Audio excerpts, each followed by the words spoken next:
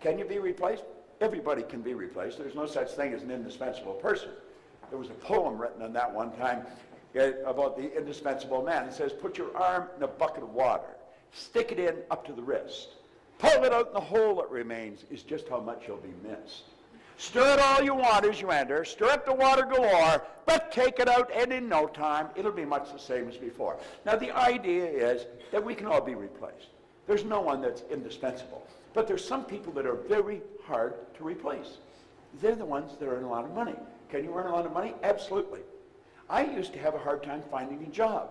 I probably had as many jobs as everybody on this side of the room. I was not a good employee. I was a bad employee. There was 3 different places that only lasted for an hour, and I got fired. I was getting good at it. You know, 1 hour. How do you keep a job for an hour? Well, I could tell you because I did it. But I had all kinds of jobs. And then at 26, bang, like that, something happened in my head. Now, I'm going to spend the next 90 minutes or so telling you what happened. And I'll tell you something else. I'm going to show you what you have to do if you bought that program to make it work. And I'm going to show you what to do if you haven't bought the program, why you should buy the damn thing, and put it to work. Because I have many, many sources of income. Way back around 1990, I was on a flight to Kuala Lumpur from Toronto. It's 25 hours in the air from Toronto to KL. If you go any further, you're coming back. It's as far as you can go, all right? Now, I play a game. I'll show you. Something tells me to tell you again. I carry this little calculator.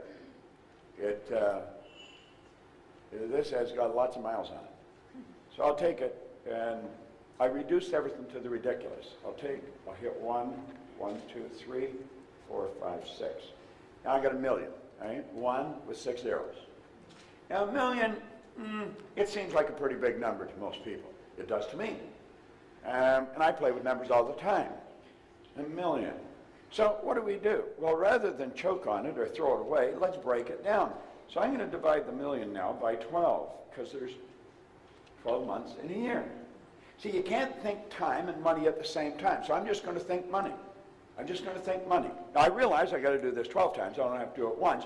Now I'm down to 83,333. Now, that's a lot less than a million. But it's still quite a bit, because now I got to do it every month. So I take that, and I divide that by 4.3, because there's 4.3 weeks in a month. Now I'm down to 19,379. But I got to do that every week. That seems like quite a bit. I'll divide that by 2. I'm reducing it to the ridiculous. Now I'm down to 9,689. Okay? There's still quite a bit. If I got to do that between Monday and Wednesday, and again between Wednesday and Monday. I think I'll divide that now by 86. And you say, why 86? I just arbitrarily picked it. I could have picked 68. All right? Now, I'm down now to $112.67. Okay? Let me ask you a question, Tina. If I could show you a simple way that you could earn $1,112.67 twice a week. Now think of what I'm saying. I got this down to $112.67. If I could show you how to earn $1,112.67 twice a week, would you give me the 112 and keep the 1,000? I'm going to show you how to earn $1,112.67. You're not going to have to work very hard. It's not too much effort. Would you give me the 112 and keep the 1,000? I think you would too. Now, you see, I don't have to think of how to earn $1 million anymore. I just have to think, what the hell can I get Tina doing to earn $1,112.67 twice a week? And when I've got that figured out, if she'll do it, 85 other people will do it, and I get $1 million coming in. And all I've done is think. Is that a good idea? Yeah. Well, that's what he was talking about. This is it. Don't complicate it. You've got to keep it simple. Keep it really simple. Well, I was doing that on the plane, going to Malaysia. And then I wrote the million on top of a sheet of paper, 1 and 6 zeros. So I either work with words or numbers. And I thought, I'd earned $1 million back in the 60s. And somebody says, how'd you earn it? I earned it cleaning floors. I don't think it matters what you do, it's how you do it. And I got thinking, what's so different about people that are, so I thought of a few people I knew had earned $1 million, and I started to write their names down, and then I started to get excited about it because I figured it out. They don't have one source of income. He said multiple systems. I called it multiple sources. Bob Allen picked it up and called it multiple streams. But I was on the plane, and I got excited. When I got off the plane, I didn't pay any attention to what time it was in America. I phoned Mark Victor Hansen down in Newport Beach, and I said, Mark, I got an idea. Let's teach people to earn $1 million. We'll put on a program last week. So anyway, he phoned Jack Canfield, and then we phoned Lee Poulos up in Vancouver. Yeah, we got a group of us together. We did this 7 or 8 times. We all had our own companies, so we quit doing it and started doing our own thing again. And that's where the Chicken Soup for the Soul books came from. Now, do you know, I remember, it doesn't even matter if you're in the business, Hansen has this idea. He said, you know, we're going to write a book, and some girl over in Philadelphia said you should call it Chicken Soup for the Soul. And Jack came and says, Proctor, you got lots of stories, give me some stories. And then Hansen said, we're going to sell 50 million of these by the turn of the century. And I'm thinking, you know, he's really smoking something. If you sell 1 million books, you're on fire. 50 million. Well, they didn't sell 50 million. They sold 74 million. They've sold over 100 million. Then they sold out to Disney for millions of dollars. It was just an idea. They didn't do anything. They didn't write the books. Somebody else wrote the books. They sent in the stories. Now, eventually, they started to pay them for the stories, but they never paid them for the stories in the first books. You see? Multiple streams. See, if you start thinking, that's what most people don't do. I spent 5 years working with Earl Nightingale. He said if most people said what they were thinking, they would be speechless. And I'm inclined to agree with him.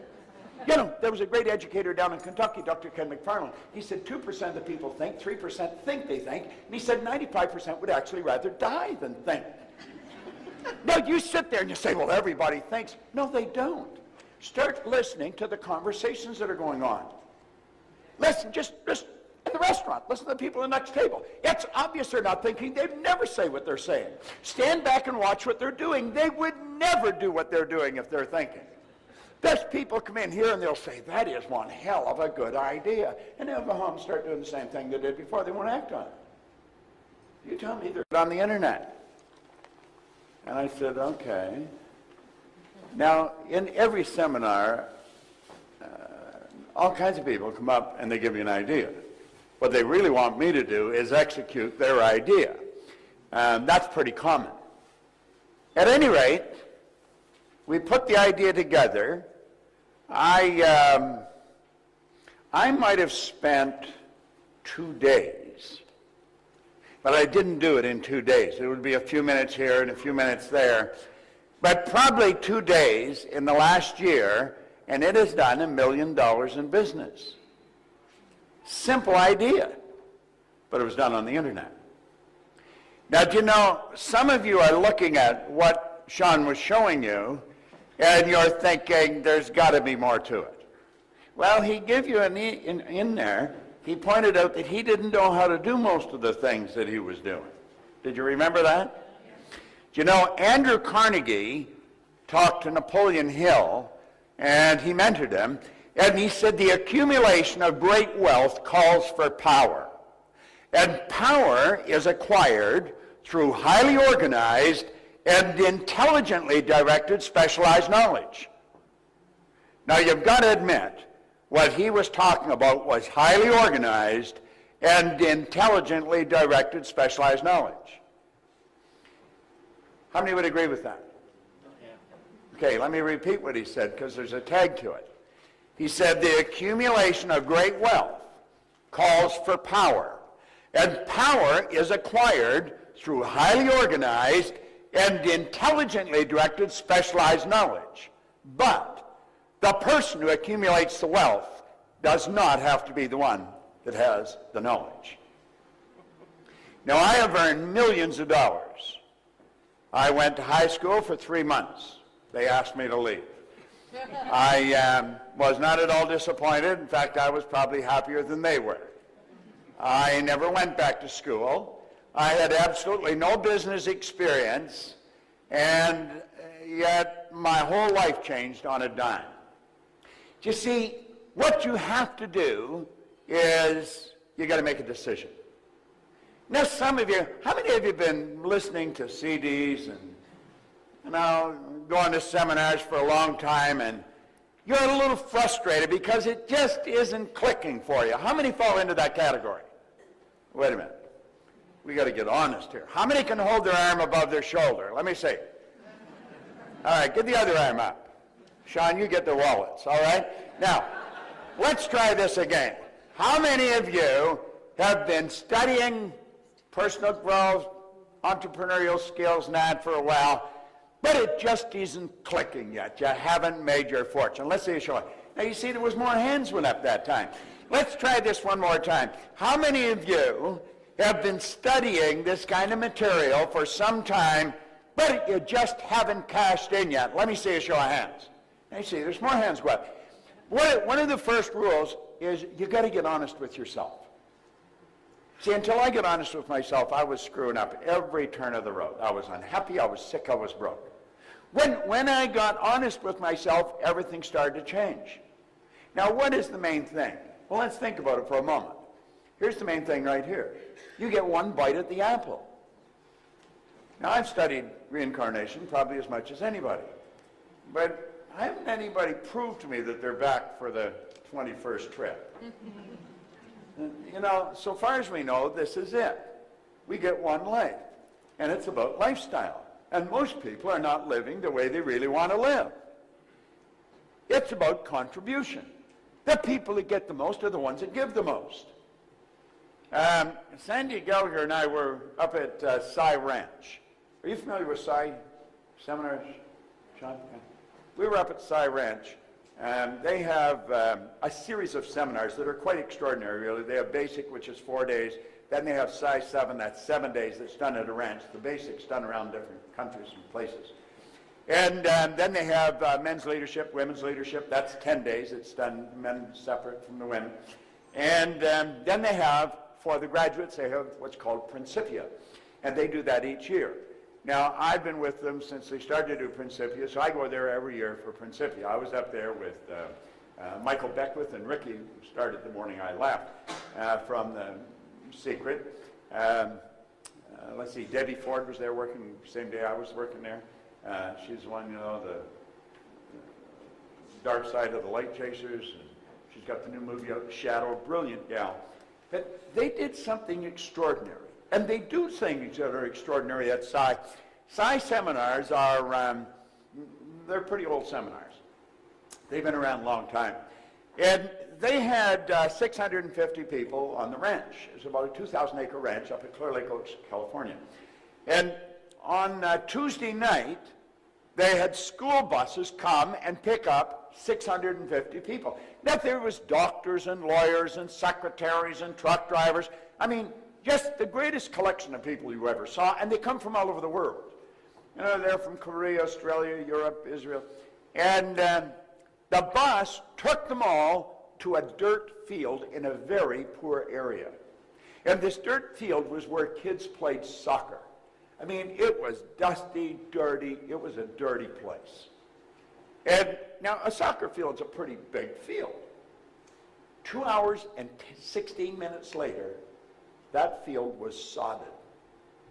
The lady that owns Psi Seminars, Jane Wilhite, she strategized the whole deal, and it was phenomenal watching this happen. It's on film, and I'll give you an opportunity to watch the film. I'll tell you later how you can do this, and a letter about it, because the next day there was a big write-up in the newspaper. I mean, this was pretty incredible, to sod a field in 2 hours and 16 minutes, and it was all volunteers. There's the doctor working next to the secretary and so on. And that whole place was done. Now, I want you to imagine the next morning when these poor little kids come running back to school and the whole field's carpeted with nice green grass. That's going to impress them. They're going to remember that for as long as they live. That'll never leave their mind. And then it's impacted everybody in that neighborhood. Everybody that read the paper. Here I am in Dublin, Ireland, not a week later, yet I'm telling you about it. You're going to go tell somebody. And it was all because a lady marshaled the minds of 650 people and got them all to make a contribution. Now, the people that benefited most from this were the ones that were laying the sod. They had a phenomenal time. They had big speakers going and all kinds of jazzy music going on.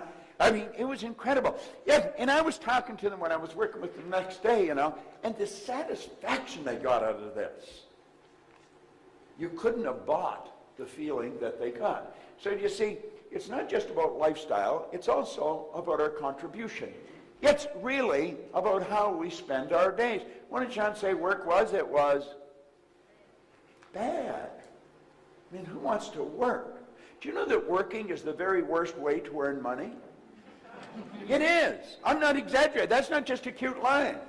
Napoleon Hill said, if you are one of those people who believe that hard work and honesty alone will bring riches, perish the thought, because it's not true. He said, riches come, if they come at all, in response to definite demands, based upon the application of definite principles, and not by chance or luck. That's what John was talking about. That's exactly. Now, he said it many different ways, and he come at you all kinds of different angles, lots of slides, but that's exactly what he was talking about. Now, there's a law of compensation, and that law is very clear. It's very clear. And most people never learn it. 1% of our population earns 96% of all the money that's being earned. It is absolutely absurd when you look at it. Yet, if a person wasn't familiar, they'd say, well, I don't believe that. Well, don't believe it. It's still true. Most of what we do believe is not true. We believe that you should go to work to earn money. That is the very worst way to earn money. You should go to work for satisfaction. You provide service to earn money. Now think of this for a moment. The law of compensation says the amount of money you earn will always be in exact ratio to the need for what you do, your ability to do it, and the difficulty there is in replacing you. Now, let's start doing the same thing they did before. They won't act on it. You tell me they're thinking? See, the truth is most people, until I was 26, I don't think I originated one thought. Now you say, well, everybody thinks. No. Don't confuse mental activity with thinking. There's a big difference. You've got 5 senses. They're like antennae sticking out of your conscious mind. And your consciousness is picking up just an enormous amount of information. Just, whoo, it's flying into our consciousness. So the mind's always busy. Usually doing nothing. Take a look at the results most people get. If you're having a money problem today, you were probably having a money problem a year ago. If you're having relationships problems today, you probably were a year ago. Most people, their life doesn't change. You go right from the cradle to the casket, and they never really make it happen. You know, when their heart stops beating, it's a formality. They never really lived. Now, listen, I've studied this longer than most of you have been living. And I'm a pretty curious guy, and I'm pretty observant. And that's exactly what happens. Now, I'm going to show you something about this program later on. This is Begin Thinking into Results. Now, you get a flyer on it there, and I think it's 800 and some euros. I'm going to change that to 395 euros. I'm not going to change it again. If you come and say, could I get it for 295? The answer is no. It's 395. That program will change your life faster than anything. Now, if you really want a winning combination, get that, go buy that system, and then go home. If you turn your television off, quit talking to anybody, just listen to what they're saying. Get into all their tutorials. Study everything they've got. Set a goal that you're going to pick up €1 million in a year. And your whole project, it might take you a year to figure it out. It might take you a year to get really sharp. Like I saw him bring that girl up here and you got 12 love steps. Well, I wouldn't know how to do that. And I've been screwing around with one of these computers for a long time. But you know something? I don't have to know that. Not as the girl that came up here. He knew how to do it. He didn't even know how to do it. Probably somebody else showed him how to do it. No, this is real. I'm telling you. Becoming wealthy is so simple, it's a sin that most people don't do it. Now look at this for a moment. What's preventing most people from earning the amount of money they want to earn? I was sitting back at the back, and I said to Pat, I said, you know, what he's up there talking about is so real. It is so real. How many know Frank Kern? Or how many know his name? I know his name. Well, he's a bit of a giant in this business. Would you agree with that, John? And, he's like the patron saint of earning money on the internet. But, if you go talk to Frank, I'm going to tell you something. He will tell you long before he started to make money on the internet, he had to work on Frank. Just an ordinary guy from an ordinary background, but he started to understand himself. I was just an ordinary guy, no formal education, no business experience. Things changed. Now that happens to people, but it's rare that it happens. And when it does happen, most people just sit back and they really enjoy it. I was so shocked with what happened that I wasn't content with enjoying it. I want to know what happened to me. What happened? See, I wasn't supposed to be earning a lot of money, and I was earning a lot of money. I've been raised to believe that you got to be really smart if you're going to earn a lot of money. And I knew I wasn't very smart, but I was earning a lot of money.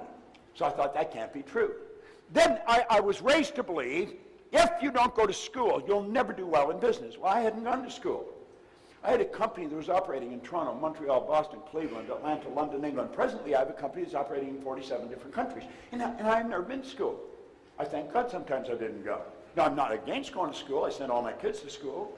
I said, as long as you go, I'll pay. I thought one was never going to quit. But, you see, most of what we've been taught is not accurate.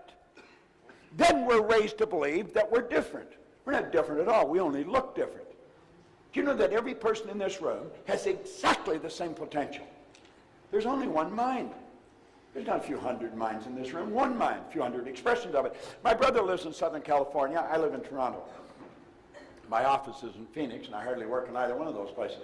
But I'll phone him maybe on a nice day in the summer, and he'll say, what are you doing? I said, I'm just sitting up by the pool reading. I said, what are you doing? He said, I'm doing the same thing. I said, what's it like there? He said, it's a beautiful sunny day. He said, what's it like there? I said, a beautiful sunny day. We're 3,000 miles apart. We're sitting in the same sun. Only one sun. You can enjoy it here in Dublin. I can enjoy it in Toronto. You probably don't enjoy it here as often as I do in Toronto. I mean, but what the hell? You choose to live here, it's your own choice. So don't act like you're a victim. Get the hell out from under the cloud, Well, think about this for a moment, though.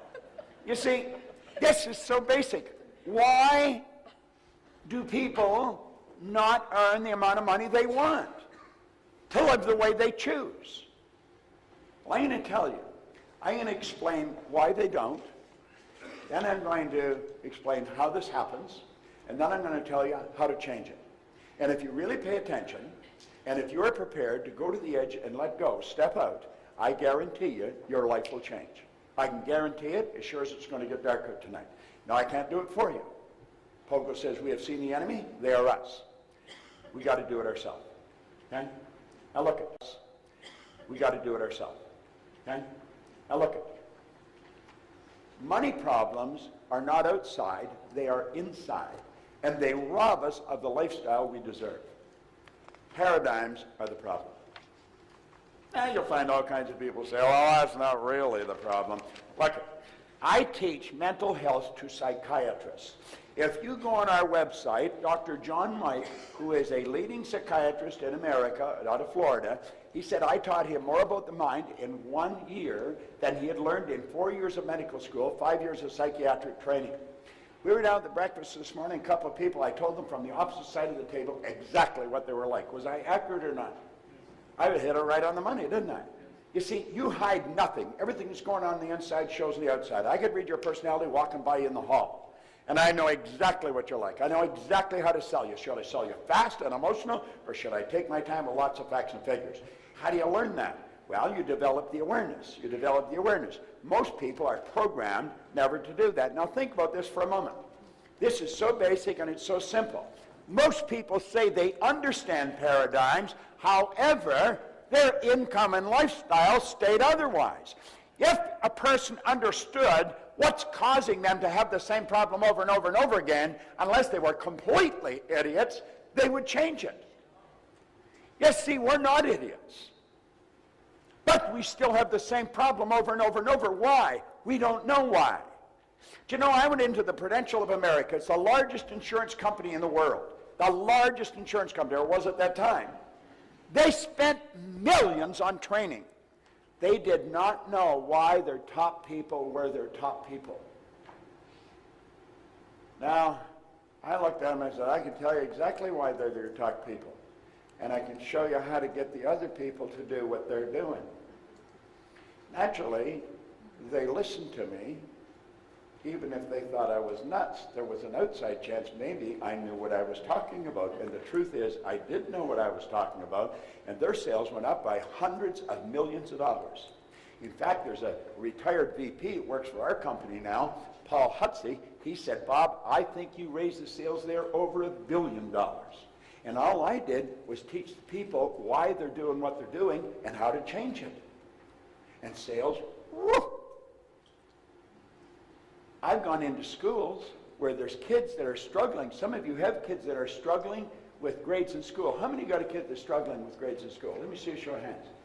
Everybody's got really intelligent kids here. Well, you know, I can show you why, and the reason they're telling you is not the right reason at all. They'll tell you it's IQ, it's this or that. It's paradigms. If a kid has a problem, let's say in mathematics, what do? We cram. Get in, cut off TV, no girls, no boys, no nothing. Just study. And they go to school and they have a test and the marks improve. Heat's taken off, they give the TV back, the girlfriends, the boyfriends, and whoop, numbers go right back down again.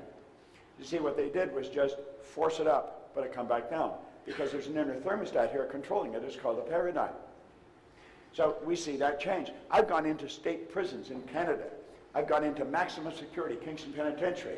I've had them take and tear up the parole. First of all, I had them parole people to me that were never going to leave the place. One of them, the warden called a mad dog. His name's Joe Gardner. He's gone now, and he gave me permission to tell the story. But they let him out in special parole to me. I hired him. He was the best employee I ever had. He was required to talk to the city police every week in Toronto, in the Mounties, just like the national police or federal police, every month. Not allowed to leave the city. I got them to tear up his parole, give him back his passport so he could move to England and open up the office with me. So I've gone into companies, I've gone into schools, I've gone into prisons.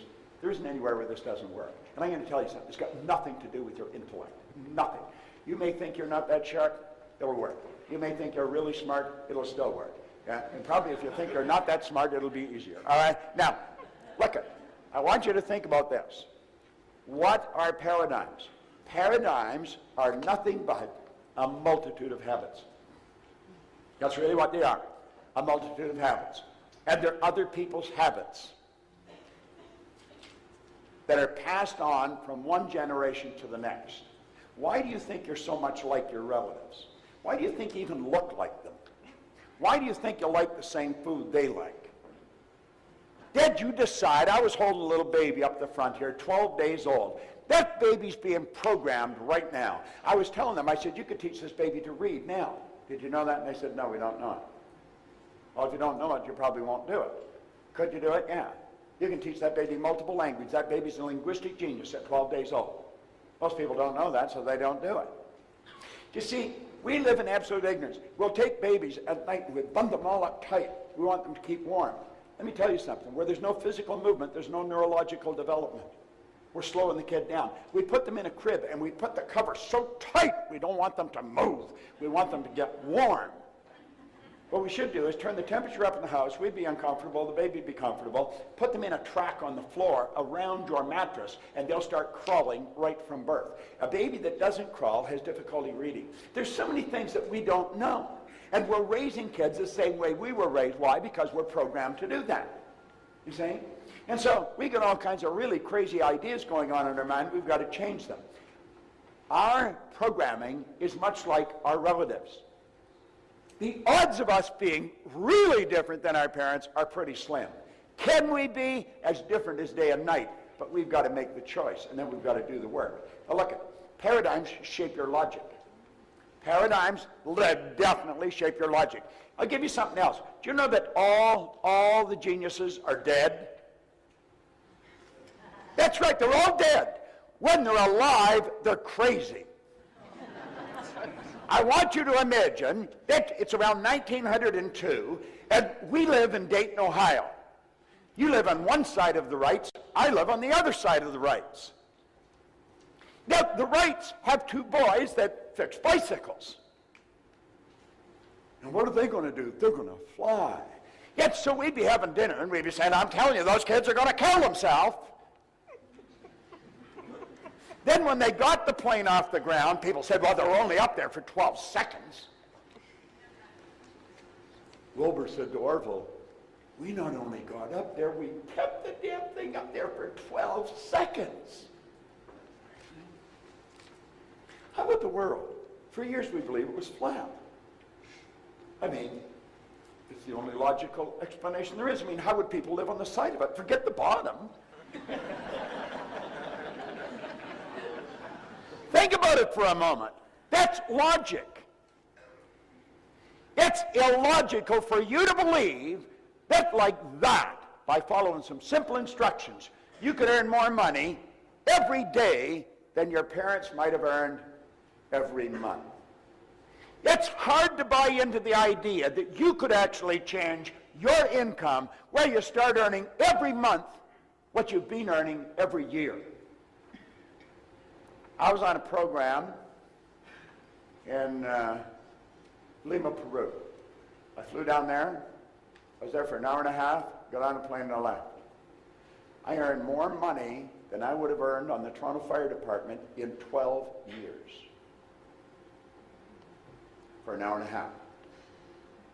I've got to go over to Bucharest. I will earn more money at that gig in Bucharest than I would earn in 25 years on the Toronto Fire Department. That's where I was when this all started. Now think, what happened? I started to do things that were totally illogical. Totally illogical. How'd that happen? Well, for a long time I had to say I don't know, but now I do know. If you're not prepared to do things that are illogical, you're not going to go any further than you're going. Your logic has got you wired where you are. It's totally illogical for a person that's on a job for 14 years just to up and quit.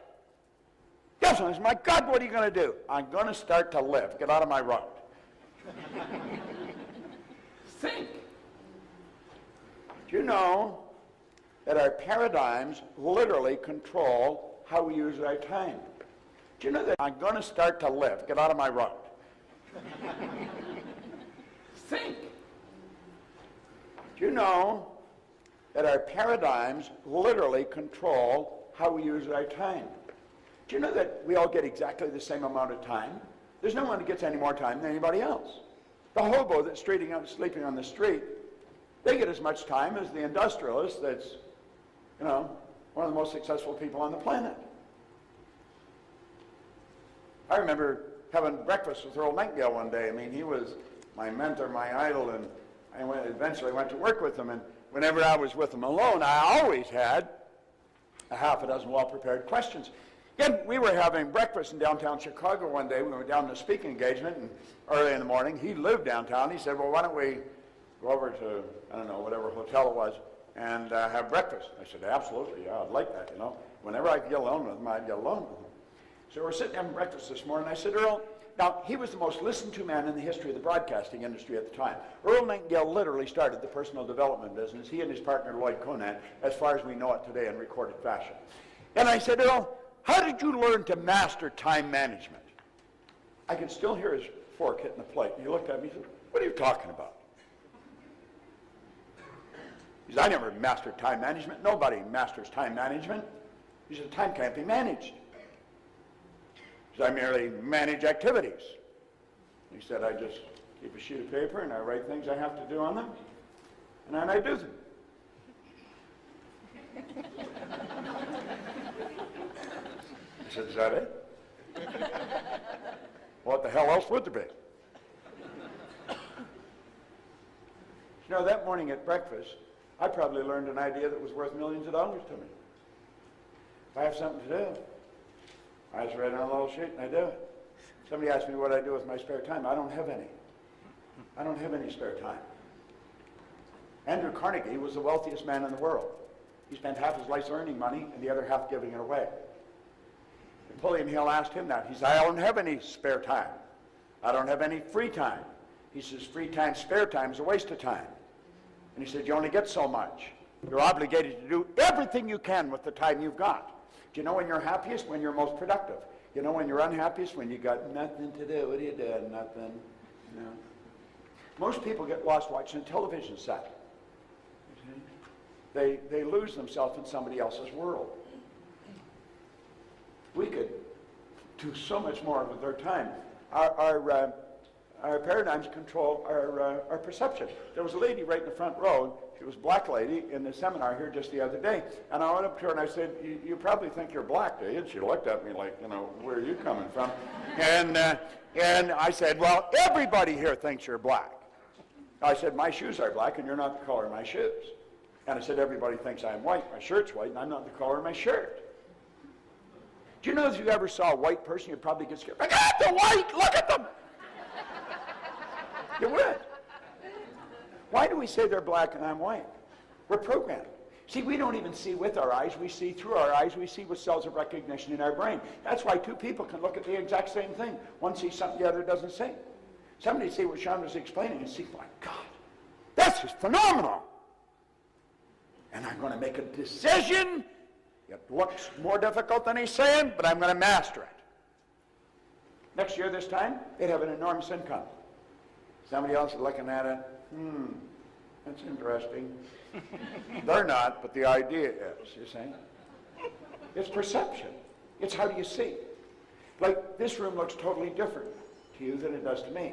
I see an acre of eyeballs out there. You see one guy and a bunch of screens. No, that's the way it is. We're in the same room. We're looking at, the same room, but we're seeing something totally different. Our paradigm controls our effectiveness.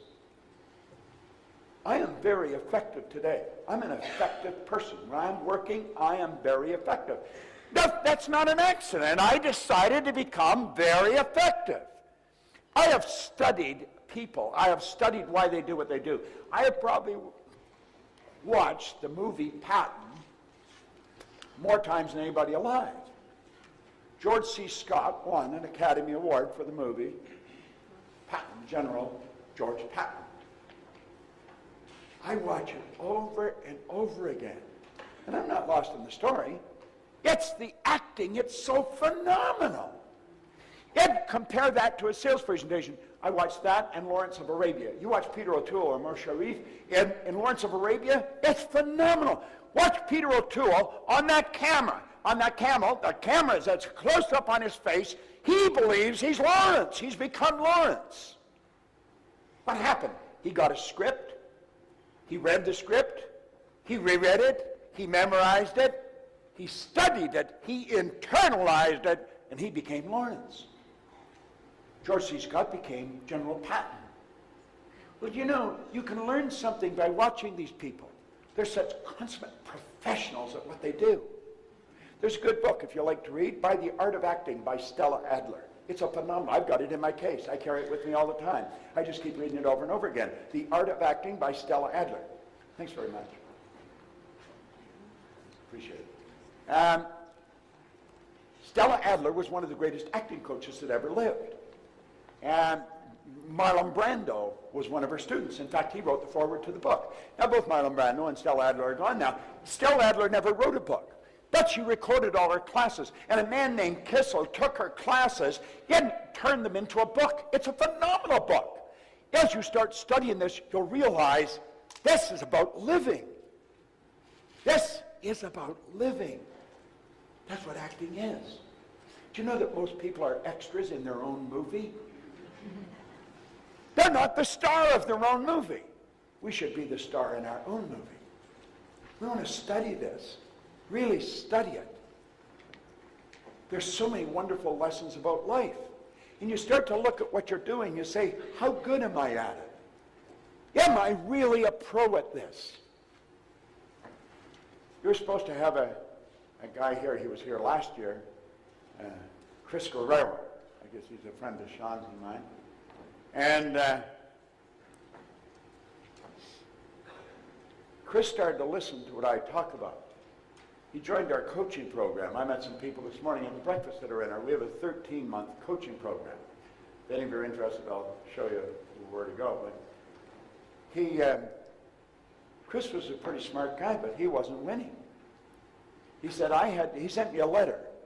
He stayed in the coaching program. I think he signed up for 2 or 3 years. Each year he'd sign up again. And he sent me a letter, here maybe a year or so ago, and he said, I want you to know that I had to put 3 or 4 credit cards together to get in your coaching program.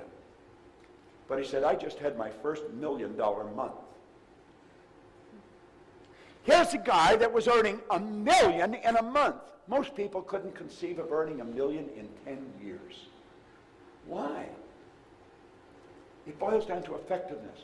Chris started to learn things about himself, and he started to become more effective. Now, our paradigm controls our productivity.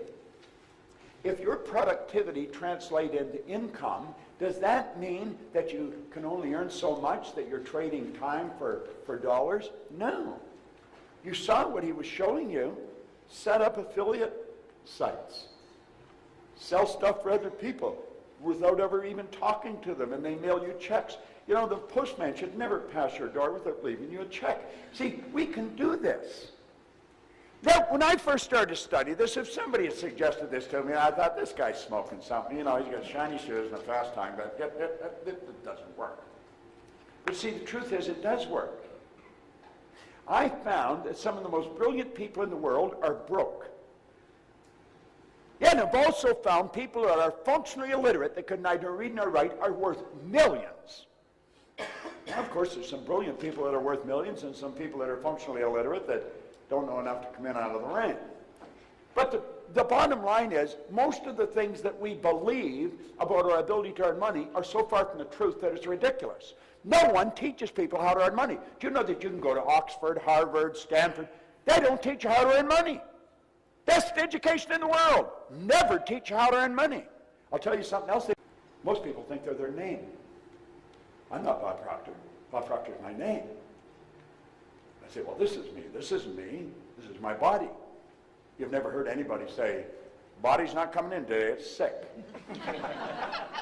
You never hear anybody say, I'm hand or I'm leg. It's my hand, my leg, my name. Who am I? That's interesting. Who the hell am I? See? Now think. Do you know I'm inscribed over the Ark of Apollo at Delphi for 2,000 years, over 2,000 years. There are 2 words. Know thyself. Most people go through their life and they never learn who they are. They don't know who they are. Now get this. It controls your ability to earn money. Now watch that real fast. Because when bad news hits like we're hearing now, most people lose complete control. They stop being effective, and bango, the money shrinks. And they're blaming it on the economy. I'm planning for this to be the best year I've ever had in my commercial career. I could have a bad year. I can have a good year. I rented a cruise ship. I took 3,000 people on a cruise 3 years ago.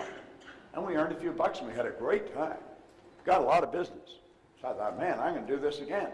So I did it again last year. I lost $2 million. Now what I learned, don't take people on cruises. I'm not going on another cruise. Unless I just go myself, I'll buy the best cabin they've got, I'll put my feet up and really enjoy myself, and it'll be a lot less than $2 million. And I won't have to work at all. See, I was wandering into an area I knew nothing about. What we want to do is pick our niche. Then get so good at it. And understand that paradigms control our life. Now, when I say paradigm-wise, paradigms are a multitude of habits, and get this, they're other people's habits that we inherited. You can blame whoever you want for being who you are, because you probably didn't do it. But understand this, they give you the best they had, they couldn't give you what they didn't have, and you are responsible for changing it. No one can change you but you. If we want to cry over what's happened in the past, go ahead. It ain't going to do you any good. You want to take it on the chin and say, I'm going to change. Can I change my paradigm? The answer is an emphatic yes. Now get this. When we know we can change the paradigm, and the paradigm's controlling our life, this is what the win is. You have hope. When I first got this, I didn't have any hope. When you have hope, you have no hope, you have no options. There's all kinds of people within walking distance of this hotel right here in Dublin that have no hope. They have absolutely no idea how they're going to even make it, let alone win. And I'm going to tell you something. They're not stupid people. They're programmed to live the way they're living, and they don't know how to change it. And they think they're stuck. I was one of those people. And I had a guy sit down with me when I was 26, and he taught me the lesson about the birds and the bees, not the ones that Mom or Dad try and tell, the real ones. And my whole world started to change. You see, I hadn't gone to school. I was earning a little bit of money and I owed a lot of money. I had no business experience. I had dumb jobs. I even had a bad attitude. I mean, there was absolutely no way that I could win. And he sat down and he showed me something. And from that day on, my life changed. I got to get something and show it to you. I never brought it out. Hold on. Where's it? There it is.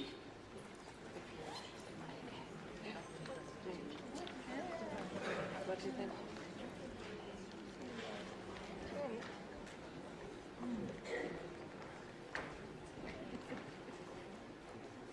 I got a big elastic around this book.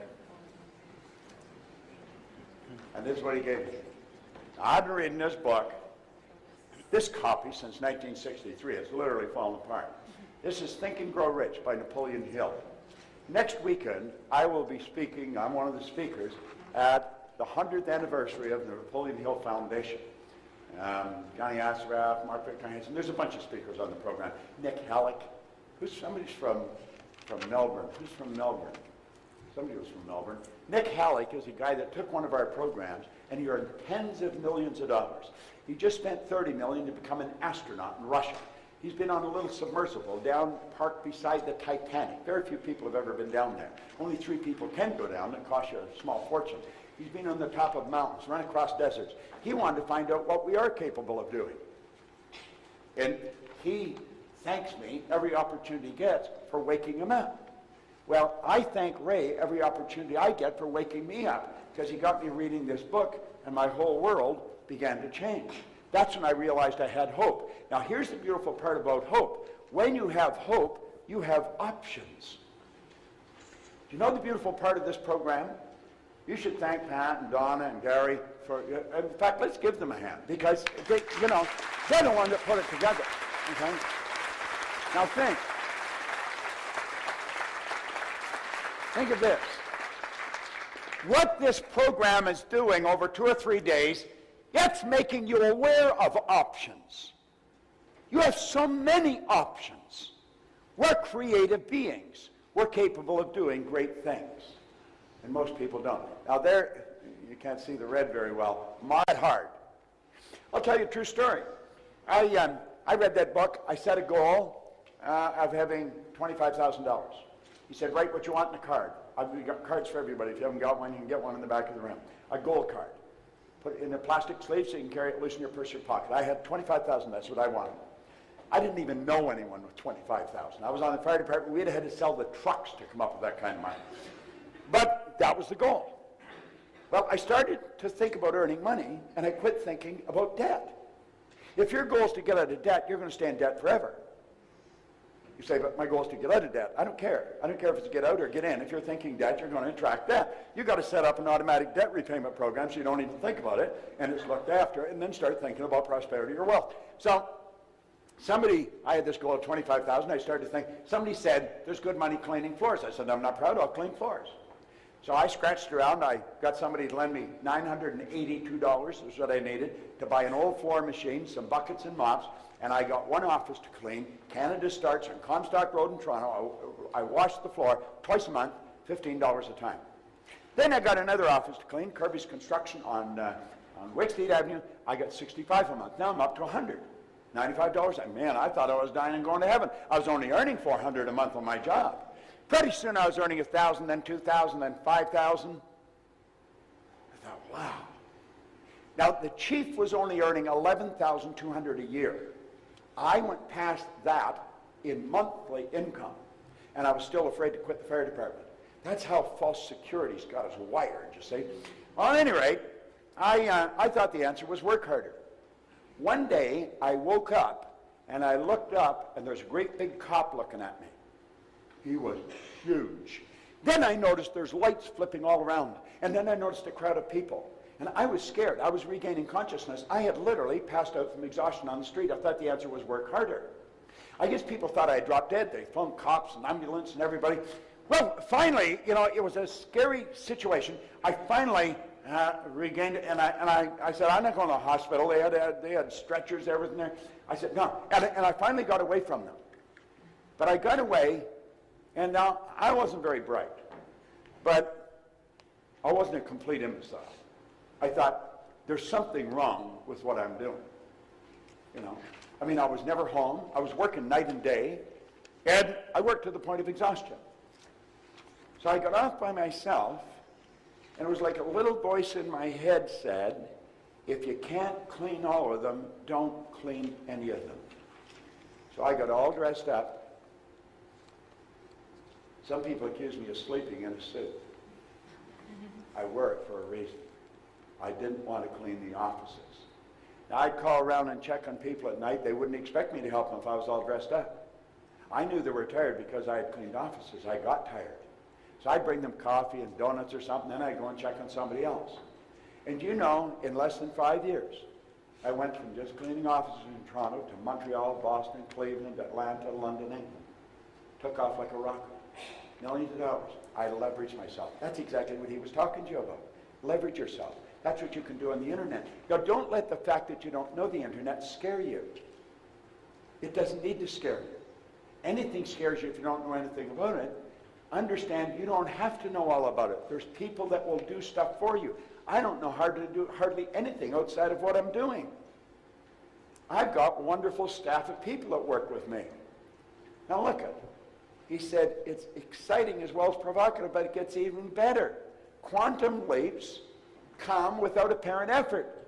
As you get into this type of thinking, your mind goes there. He said these are high velocity moves that carry you to dramatically higher performance levels without time-consuming struggles. Now look at it. He said quantum leaps seem to violate common sense utterly. The idea of moving to a higher orbit and skipping several rungs on the achievement ladder in the process strikes people as far-fetched, maybe even outrageous. Some of what Sean was talking to you about, some of you, it's outrageous. We could never do that. These people are different. No. They're ordinary people that are doing things different. And then he says, after the fact, quantum leaps may be viewed as practical, sensible, even obvious moves. But they typically do not come to you as obvious moves at the moment. Usually, it's in retrospect that you perceive their hidden logic and elegance. I got to repeat that. I love that line. In fact, when I was talking to him on the phone, I said, I've got to compliment you on your command of the English language. I said, you got such a wonderful vocabulary. And I had the book right in front of me. It was on my desk all the time. And I said, this is a line I love. Usually, it's in retrospect that you perceive their hidden logic and elegance. Invariably, quantum leaps are not complex or intricate maneuvers. They tend to be simple, energy efficient, and time-saving. Well, as I look back at the cleaning, when I went from passing out on the street to operating in 7 different cities in 3 countries, it was just an ordinary move. Now, if somebody had told me just before I passed out in the street that, hell, Bob, you won't even have to work as hard and you could be doing it in Toronto, Montreal, Boston, I thought, they're out of their mind. But they weren't out of their mind at all. You see, this book literally changed my whole life. Without question. Now, there's a lot of people read this book and nothing's happened to them. I tell people, tell me that they've got the book, but nothing's happened. But I read this in 1961 and my whole life changed. Here's the idea that stuck in my mind. And this is the idea you want to stick in your mind. How many of you, forget that idea for a second, just listen to me for a moment. How many of you, at some point during Sean's presentation, thought, man, this is really something? How many thought that at some point? everybody. It is something. It really is. That's what this book did for me. I saw something in it. And I thought, wow, this idea stuck in my mind. He said, any idea. The idea that you were thinking about doing. You saw yourself doing something. He said, any idea that's held in the mind, that's emphasized, that's either feared or revered, goes both ways. Begins at once to clothe itself in the most convenient and appropriate form available. See, if you can build the idea and hold the idea, you can do it. You've got a higher faculty that I'll talk about a little later. It's called the will. The will takes precedent over all these reasons why you can't win. When John Kennedy was president of the United States, and he asked Dr. Wernher von Braun what it would take to build a rocket that would carry a person to the moon and bring him back safely to Earth, von Braun didn't go on about all the scientists they'd need and all the money they'd need. He answered him in 5 words: the will to do it. This is exactly what he's saying. If you will lock into that idea, and if you have to borrow the money from your grandmother, do it and get into the idea.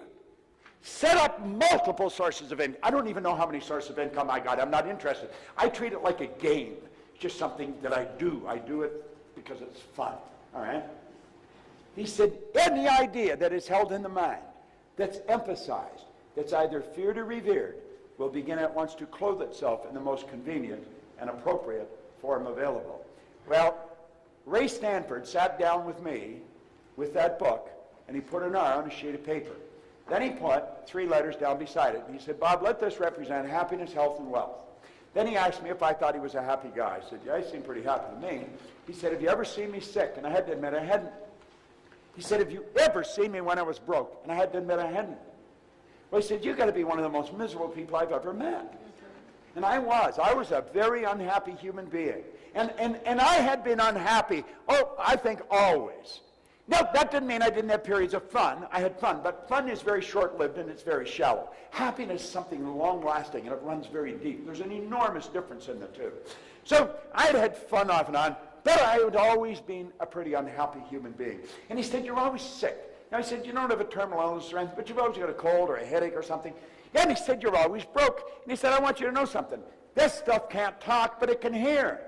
Yet if you call it, it'll come. Well, he had my attention. I thought, my God, yes, that's right. You know, I was ready to get a blowhorn and yell for it. Well, you see, I was earning 4 and I owed 6. So what he said was appealing, but I couldn't relate to it. My paradigm wouldn't even permit me to imagine myself where he was taking me. Now, this guy was very emphatic. I am very emphatic about this information. You may not agree with me. You may not believe what I'm telling you, but you know I believe it. Well, that's where I was at with him. I didn't really believe that I could do what he was saying, but I believe he believed I could. Yet he said, as long as you'll do what I tell you, I'll help you. I was telling the people at breakfast this morning, I got a rule in coaching. If you don't do what I tell you, I quit talking to you. And there's no refunds. That's the deal. And we go into that deal right at the start. Otherwise, I'm wasting your time, you're wasting my time, we're wasting our time. That doesn't make sense. You see? Well, that was where I learned it. He said, as long as you do what I tell you, I'll help you. Yeah, and I had such confidence in him. I believe he believed in me. Yet he said, your way's not working. Why don't you try mine? Within a year, my income had gone to $175,000. Then it went over $1 million. I think earning money is probably one of the simplest things I've ever learned to do. I think it was easier than learning how to drive a car. It was a lot easier than learning how to build a PowerPoint slide. Oh yeah, no, it really was. You see? But I learned how to do it. Now here's my contention. If I could learn how to do it, anybody in this room could learn how to do it. Now, you see me standing here, I'm fairly articulate, and I'm quite comfortable in front of an audience. I used to be very shy, quiet, withdrawn person. I couldn't even stand up and ask a question in a group. And so they'd be looking at me, he's well dressed, he earns all kinds of money, he's totally relaxed. You know, he's different than me. No, no. I'm no different than you. I may appear to be different. But I'm going to tell you something. I would have never even been in this room. I wouldn't have even had enough awareness to come to something like this. I'd have never believed I could learn how to do anything like this. If this guy hadn't lived next door to the fire hall, if he hadn't seen something in me that I couldn't see, and then he had a desire to teach it to me. Somebody was asking me this morning, I said, I wanted to go and meet Earl Nightingale to find out what made him tick. He said, what makes you tick? That's what makes me tick. I've got an insatiable desire for you to get what I'm giving you here. I want you to understand this. I want you to know that like that you can change your life. It's simply a decision. I was listening to Pat yesterday, and he said something right at the start of his meeting. You've got to be careful. People are going to get angry with you. People are going to accuse you of all kinds of things because you're leaving them. They don't want you to leave. Understand this for a moment. There's a certain social circle around you. There's people that you hang out with. They're your friends, your relatives, neighbors. Here's a rule. Mike Bosch taught me this. He started Federal Express with Fred Smith. He said, people don't resist change. He said, people resist being changed. That's a very significant point. I used to think people resist change. They don't resist change. People resist being changed. Well, you see, when you start on your path, and you're going to build the business or build businesses, you're going to change you, you're going to leave them. Oh, it isn't a quick divorce, but you're going to drift away. You're not going to have the time to sit and talk about nothing anymore. You've got more important stuff going on in your head. They don't want you to leave. You are forcing them to adapt to your absence, and they're fighting it. Now, it's a bit of a paradox because if you wired them up with a polygraph and said, do you want Harry or Betty to win? They'd say, of course we want them to win. But if you got into their emotional mind, we don't want them to leave. They won't talk to us. I hardly ever see them anymore. They got that great big car. Who do they think they are? What the hell do you expect them to do with the money? Bury it in a yard or something? Okay? They don't think. Well, that's what happened. My life changed. I immediately began following Napoleon Hill's teaching. I am a dyed-in-the-wool convert. And I decided, rather than copy the dummies, I was going to copy successful people. I remember one day, I walked into a bar, and I picked up a drink, and I looked at it, and I looked around, and I thought, they're all bums in here. And they were. Then I thought, my God, I must be too. I'm always here. Then I put that glass back down, and I said, I am never coming back, and I'm never going to pick that up again. And I never did. That was a long time ago. And you know, none of those guys have phoned to see if I was ill. I don't even think they know that I left.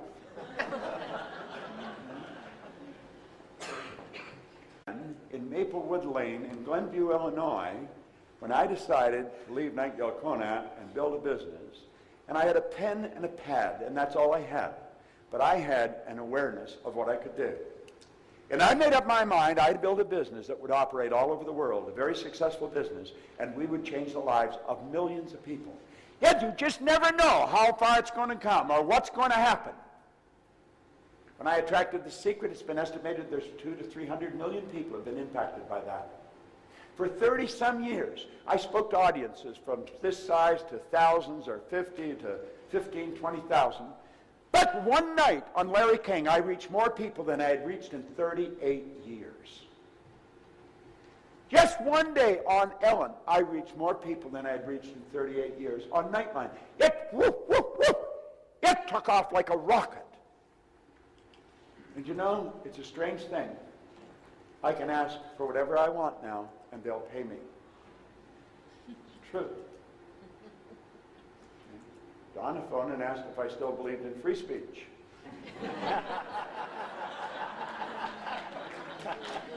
I came here because Mark Victor Hansen and Chris Guerrero phoned me from here last year, and they said, Proctor, you got to come over here. You know, so here I am. But I decided I was going to follow his vision. And you know, he had great friends. This is one of his friends. I like what Edison said. He said, if we all did the things we're really capable of doing, we would astonish ourselves. I think it's time we astonished ourselves. What do you think? Yeah. I think so. Then he said, you got to have meaningful friends. Well, here's his mastermind group. He had Edison, Ford, Firestone, Hoover. Who are your mastermind partners? I was talking to one of the people that was in, I forgot your name. Amen? Amen. Amen. Do you know what that means? Amen is translated from Aramaic. It means sealed in God. That's why when you say a prayer, it's sealed in God. All prayers are answered. It's that most people are wishing. Okay? That's what that means, sealed in God. That's a great name. Anyway, I was talking to Eamon today. He's in the second year in our coaching program. He's following Chris Guerrero's steps, I guess. And he said the mastermind group that he's in is phenomenal. You've got to get in mastermind groups. We set up mastermind groups. In fact, I'm going to put that. Where I put it. I got it. No, okay. Find it. Did I drop something? That's what I'm looking for. Where's Stephen McGowan? Well, just walk slowly up around the front of the room so they know what you look like. You're not a bad-looking guy. You shouldn't hide away back there. You sound like church. You got to get in early to get a seat at the back, don't you, Steve? All right? All right? Over here. Now, if you want any information on our programs, or if you want somebody coaching you in one of our programs, there's a guy to do it. He has gone through our training. He's a certified consultant with our company. And if you want to, it's Steve McGowan at lifesuccessconsultants.com.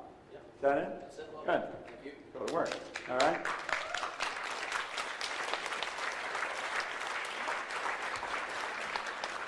Now, he will help you set up a mastermind group. He'll show you how to run a mastermind group.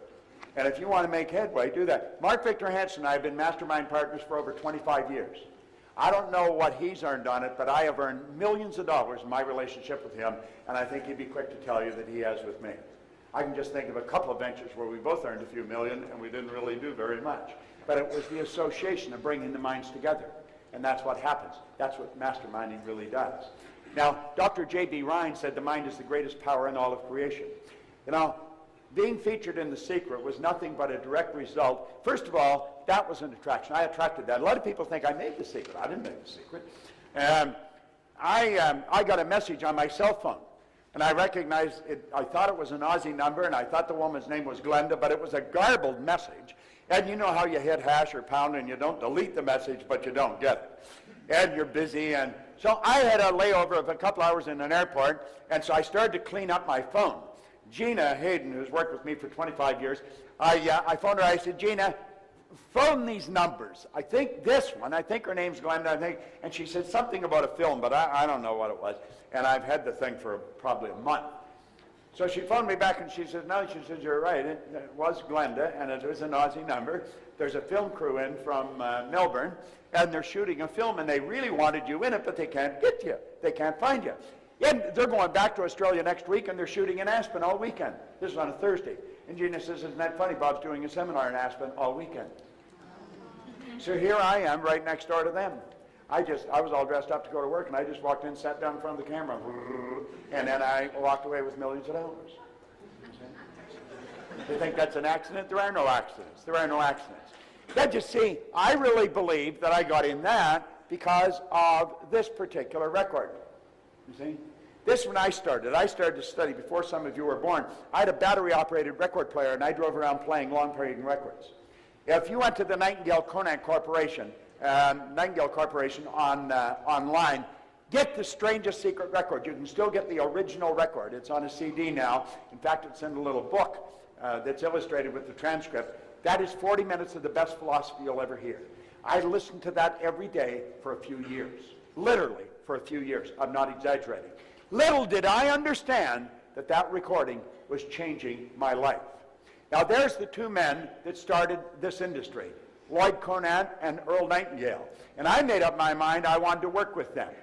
And I left a very high-paying position in my own company, left it all, and I went to Chicago, and I took a job for $18,000 a year. 5 years later, I was earning $33,000. But I was prepared to pay them to let me work there. I knew that these two people had something going on in here that very few people had, and I wanted to get as close to them as I could. I quickly worked my way through the ranks until I became VP of sales, and I had an office right beside Earl's. I got to know his secretary, Marilyn, and if Earl ordered a book, she'd get me one. If she subscribed to a magazine, she'd get me one. If he had Lowell Thomas or Eric Hoffer or somebody coming in, I would get information on them, and when they stepped out of his office, I'd step out of mine. I got 15 minutes with some of them became my friends. But I wanted to know how this guy became as effective as he became. And I knew how to do that. Study him. Do what he's doing. Most of us get our advice from the guy next door who doesn't know a damn thing about what's going on in life. Or we talk to a brother-in-law or cousin. What do you think I should do? If we really knew, he doesn't think, but he'll always give you an opinion. So I started to study with them. This is me in 1968 when I went to work with them. Isn't he cute? All right? And for 5 years, well, I've never actually stopped studying with them. Vic Conant, they're both gone now, but Vic Conant, who's the chairman, he and I are great buddies. And it was just a wonderful education. And I learned a lot. Now think of this for a moment. Your results are an expression of your own level of awareness. Now I can say this, education. Now I say effective education because there's some education that's not very effective. Effective education combined with professional coaching over a reasonable period of time will alter and expand alter the paradigm and expand a person's level of awareness. The internet came about because somebody came aware of how to do it. We're flying now because somebody came aware. We've always been able to fly. We've always been able to do the internet. I've got a little BlackBerry here. I can touch what somebody's already touched. I got a flashing red light. So there's somebody somewhere in the world that's contacting me. It doesn't matter where I am in the world. As soon as they hit send, bang, I've got it. That's like sheer magic. Do you know what else travels like that? Your thoughts. Do you know that thought waves are cosmic waves that penetrate all time and space? Do you know that thought is the most potent form of energy there is? You hit send and your email is omnipresent. Well, so are your thoughts. This is phenomenal when we start to think about it. We don't really realize what we've got going for us. And what we want to do is learn how to expand this. You sit down with Steve. Steve can blow your mind with what he knows about the mind. I think of the Tierneys. We got some young guys over here, 3 brothers. Stand up for a moment. Where are they? I see a couple of them. There's the whole 3 of them. Those 3 guys, who's the oldest? You look the youngest. What are you, 22? And who's 19? You're 19, 21, and 22. Do you know that they've got a multi-million-dollar business that operates all over the world? They have.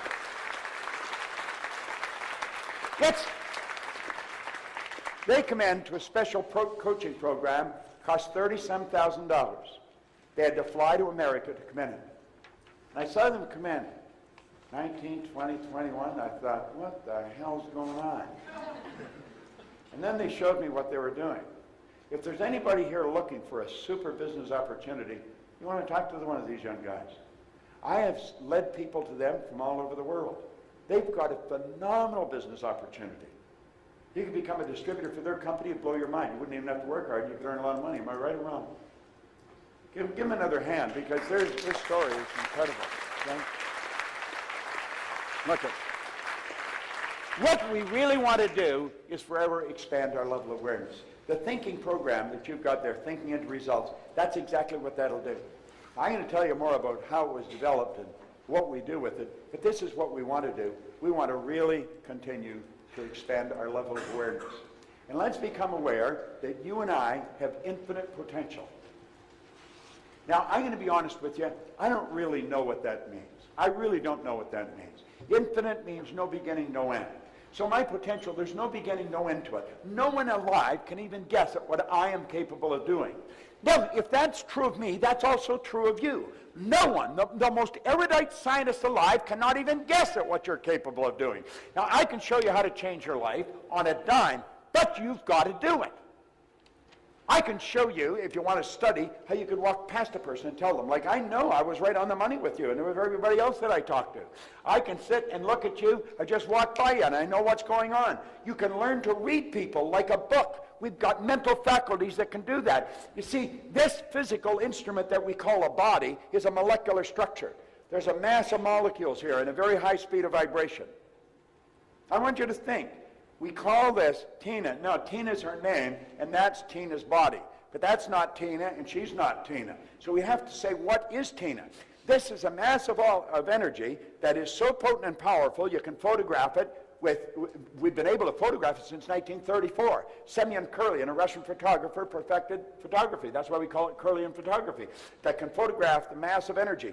Well, you know that the density and color of this energy can be photographed. But you know that you've got a mental faculty that you can pick that energy up and read it. Same with you. Like, I wouldn't want to try and get you to do. What's your name? Eugene. Eugene? How are you? Are you with him? No. You're not with him. Well, I'd never want to get this guy to do something he didn't want to do. He's not going to do it. Now, if he told me he couldn't afford what I'm selling, I know what he's really saying is, you haven't made me want what you've got. I know this guy's got the money. He does not throw his money away. He's a good money manager. Now, you've got a very small side of you that's very quiet and it's shy. Hardly anybody knew that except this audience now, and you and me. God. Now, and you operate from the left hemisphere of your brain. Now, that little bit of shyness is right hemisphere, and that causes a bit of a problem. That's impulsive. And the other side cuts in and says, you don't do that, don't do it. You go to make an impulsive decision, don't do it. When you do it, you give yourself hell for doing it. Now, when you don't do it, the other side gives you hell for not doing it. If you want somebody to look after the money, get this guy. He's very organized. He'd make a good engineer, a good accountant, a good lawyer. What do you do? Strong manager. Manager of a community center. You're a manager, okay? Strong manager. He's going to control things. If we had a committee and I was elected chairman of the committee, he'd just take over and run it. I'd say, well, he shouldn't be running it. I should be running it, you know. But he just takes over. He runs things. He's the guy. Now, I know that I'm right on the money. If I was taking him out for something to eat, I'd take him where he get his teeth into something substantial. He may not eat a lot, but he likes meat and potatoes. You see, you could give me a sandwich and I'd be happy, you know. Now, you got a real mix in your personality. God, you must drive yourself crazy. Yes, you know, like where he has that little bit of shyness, you got a lot of it, you know. But you've also got a lot of that other, so that they're a part of you. Whoa, let's go. And there's another part. No, don't go. No, don't go. And so you got do it, don't do it. Do it, don't do it. No, don't do it. And so you always do it, don't do it. I mean, you never know what the hell you're going to do. And you know, you're in a relationship. God, there's times in that right brain side, you're a lover. Man, I just want to hold you. Then there's other times, whoa, just like that, what the hell happened to you? She's as cold as an iceberg, you know. It'll be done this way. You see? That's very accurate, isn't it? Yes. Yes. It's 100% accurate. I could say, I know she's a woman, and I know he's a man. You'll say, Bob, that's absolutely brilliant. Then you'll say, everybody knows she's a woman and he's a man. No, they don't. That little 12-day-old baby that I held doesn't know the difference between the male personality and the male body and the female personality and the female body. They don't know the difference. They have to develop the awareness of the difference in gender. The problem is, at a very early age, we put a cap on awareness, and then we want you to know that 2 plus 2 equals 4, and 4 plus 4 equals 8. And we're so much into intellect that we got people wandering around with a ton of knowledge in their head, and they don't know how to do anything. You didn't even know how to handle that part of yourself because you have conflicts going in there all the time. You're very good at things that are totally unrelated. You have a bitch of a time deciding what you want to do. You should do them all. You see, the one side of you is very creative, very expressive, and very sensitive, and the other side is very linear, like a good lawyer, accountant, engineer, you know, just totally different. You say, my God, how does I can read it in their face. I can just feel it right now. She's thinking, how's he doing this? Well, I just look at you, I feel it. I just walk by, I could feel that in the dark. If I shook hands with you, I'd be able to do it. Why? Because everything about you tells that. You say, my God, you're psychic. Everybody's psychic. Understand what psyche is? Psyche isn't some funny word. Psyche is Greek word for mind. You develop your mental faculties, you're going to develop your ability to do this. That's your intuitive factor. Everybody's got an intuitive factor. The intuitive factor is what picks up vibration. You pick up another person's vibration. It's going on all the time. You pick up the phone to phone somebody and they're on the other end. You say, oh my God, I just got to phone you. What a coincidence. No, it wasn't it at all. You just picked up the energy. Their phone, you want to talk to you, you got it, you didn't argue with it, you picked up the phone, and they're there. You know, you'd be sitting in a restaurant, you're going to order something to eat. The other person's sitting there, and there's about 3,000 things on the menu, and they order what you're thinking of. You think, how the hell did that happen, you know? That's called thought transference. You see, that's just sending messages through the medium of the molecule. That's what we do with these pictures. When I was a little boy, I saw my first television set. It was at the corner of the street in Toronto, Knappman's radio station. Mr. Knappman fixed radios. We used to listen to the radio. We used to watch the radio. We didn't just listen to the damn thing, we watched it. Listen, this is true. Some of you are old enough to remember this. You'd have a nice big Stromberg Carlson radio in a nice wooden case, stands up, put it in the corner, and all the furniture was placed so that you could look at the radio. What the hell's that about? I've got a sound system in my home. When I put a CD on, it follows me. It's all through the house. You don't have to look at it. The player's in the closet. You don't have to sit and look at it. Now think about this for a moment. How am I able to do that? Well, you develop these higher faculties. You've got infinite potential. Now think of this for a moment. You're a spiritual being. Most people say, oh, I'm having a spiritual experience. Is that right? You're having a physical experience. You're a spiritual being. Yet you've been gifted with something no other form of life been gifted with, an intellect. Do you know that you and I are the only creature that's totally disoriented in their environment? All the other little creatures on the planet, they're totally at home in their environment. They blend in. We are totally disoriented in our environment. And some people stay that way all of their life. They're always disoriented. Why? Because we've been given the ability to create our own environment. John was talking about it. But I was stubborn, you see. I was persistent. I said, no, I'm going to master it. So now I make all my own PowerPoint slides. I have fun making them, and I change them, and I throw them out every now and then. I get used to it. And if you want to copy them, you can copy them. Copy everything I got. It doesn't really make any difference to me, because I'm a creative being. I just make more of whatever it is. You see, you and I have an intellect, and the intellect is what gives us dominion over. Let's take dominion over our own life to start off with. Now, we know that if we can learn how to control our emotions, we're controlling our vibration. See, this molecular structure is a mass of molecules and a high speed of vibration. The trick is control the vibration. The law of attraction is based on the law of vibration. You want to attract, you better get in the right vibration. All I have to do is mentally pick the picture. I'll get in the vibration and I'll attract whatever I have to attract. But so do you. Most people don't know how to control themselves. Your brain is an electronic switching station. You can activate brain cells. Now, your brain isn't your mind, and your brain won't think. You think with your brain, but it won't think. It's reportedly got Albert Einstein's brain in a jar in Jersey, but it's not doing anybody any good because Albert's not with it. Well, you have a brain, and you can use it, and you use it all to the vibration you're in. When you do that, you change where you're going. Now, we either are going to control our emotions with our intellect, or our emotions are going to be controlled from outside, and that's what controls most people. They're controlled by their outside world. She upset me. He made me so mad. If the crash came and I blew it all up. No. You attracted everything you got. Now look at it this way. There's the spiritual side. There's the intellect and the physical. Now this is the beautiful part. Now, I want the person that had the idea of taking something that Sean was talking about and think, damn, I could do that. I could learn how to do that. Who said that? Who said that to themselves? Hold up your hand if you said that. Now, wait a minute. How many can hold their arm above your shoulder? Your arm's getting heavy again, I can tell. How many of you? I know I was sitting there and I did it. If I did it, I'm sure you did it. How many of you thought, damn, I could do that? How many thought that? Okay? Now, hold your arm. Leave your arm up there. I never told you to put it down yet. Okay. See, you leave your arm up. You don't have to leave your arm up. Say, go to hell. I'm going to put it down. All right. Look it. Now, what are we going to do? We're going to activate our intellect, and we're going to tap into the spiritual world. Where is spirit? Spirit's omnipresent. Spirit is 100% evenly present in all places at the same time. What is spirit? Spirit's all-powerful. Spirit's all-knowing. Now think of this. All the power there ever was or ever will be is 100% evenly present in all places at the same time. All the power. You never have to worry about having enough energy. I was 75 a month ago. I've got more energy than most people 25. If I took you on the road, I'd probably wear you out and send you home. Where does the energy come from? Well, it comes from inside. You've got it. It's 100% evenly present in all places at the same time. Then all the knowledge. Where's the knowledge come from? Well, it's spirit. I'm spirit. It's spirit. All the knowledge there ever was or ever will be is 100% evenly present in all places at the same time. Where's thought? Thought's omnipresent. So thought must be of a spiritual nature.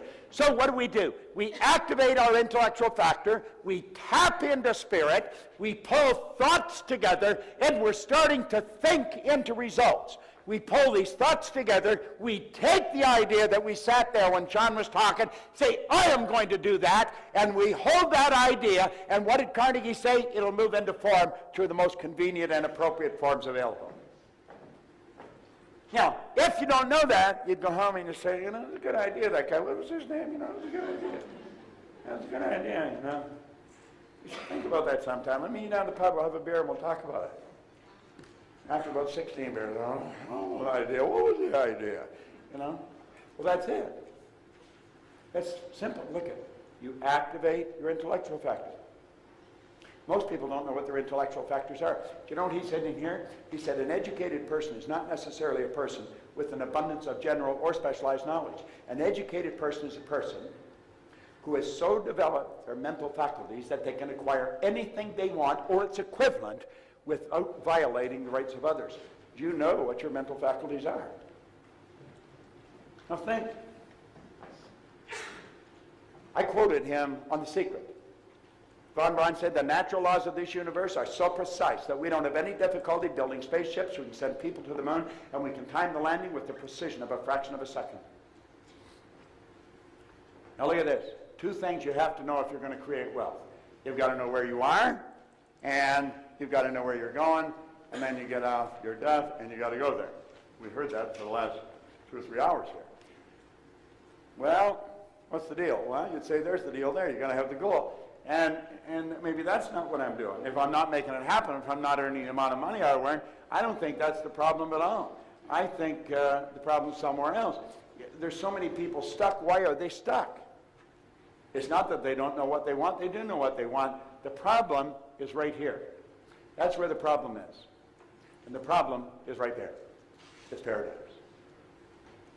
This is so basic and it's so misunderstood.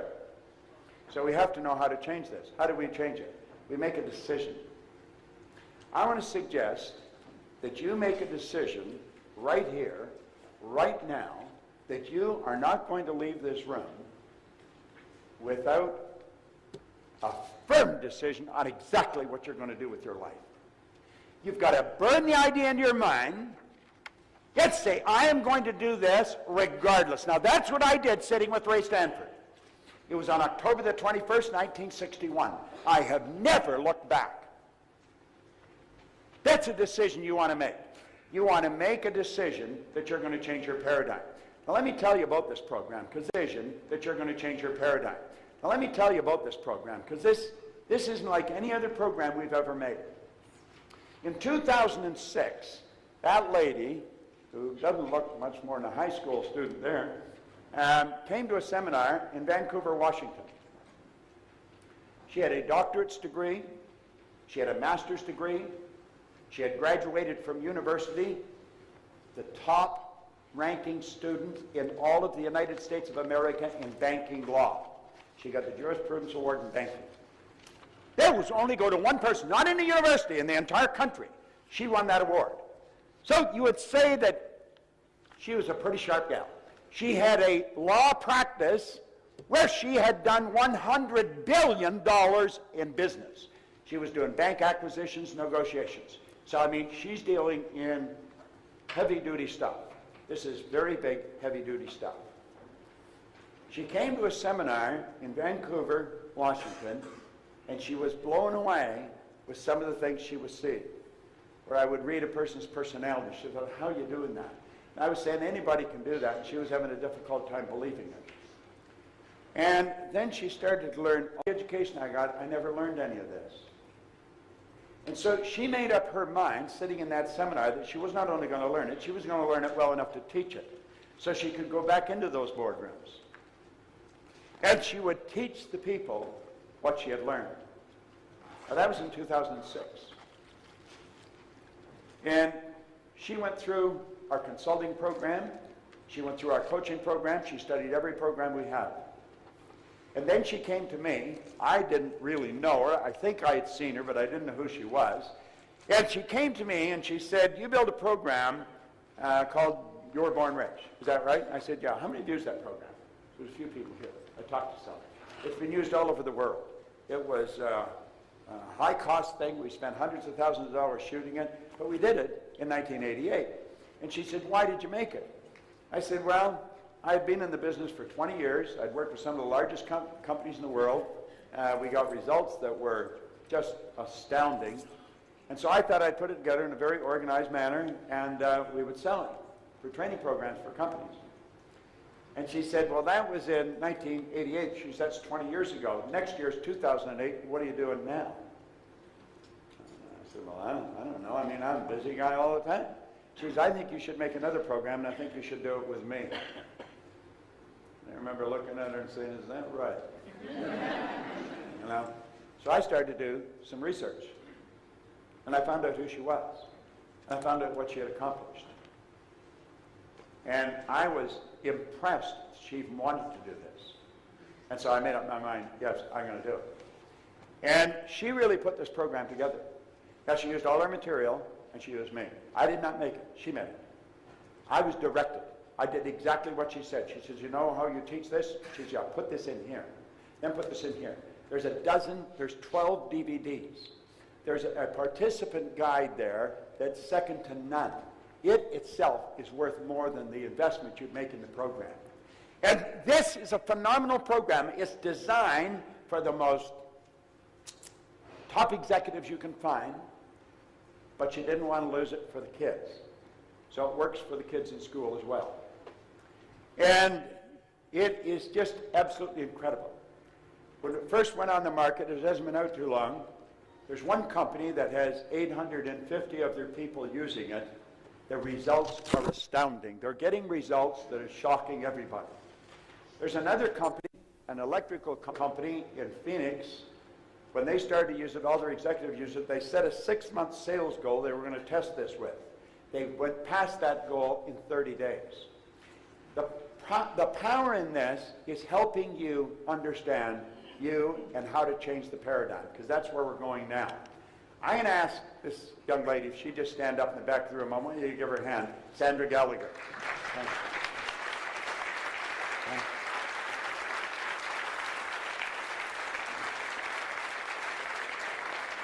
Now, I have been so absolutely blown away with what she knows and what she does. She's absolutely brilliant. Our company is really run by women. I don't run our company. She runs the company. In January of this year, I asked her to take over as chief executive and president of our group of companies. We have a number of companies that operate in various parts of the world, and she took it over. In May, she closed her law practice of over 21 years, a very lucrative practice. She's one of the highest paid lawyers in America. But she got into this, and she realized it was important that people learn this information. Now, you're looking at this, and you say, how is this different from other programs? There's no other program in the whole world that is like this. First of all, I don't know anybody that really teaches what I teach. The people that taught me have gone. I am now teaching it to people to teach. Steve McGowan is one of those people. And we run classes. The next class is in January, and we teach it in Delray Beach, Florida. It's a week-long certification program. But that's what that program is. You've got it there. You fill in the sheet. It'll be sent to you. This is something I want you to really focus on. You and I think in pictures. We think in pictures. If I asked you to think of a feather, you don't think F-E-A-T-H. You get a picture of a feather. If I asked you to think of a hot air balloon, you get a picture of one.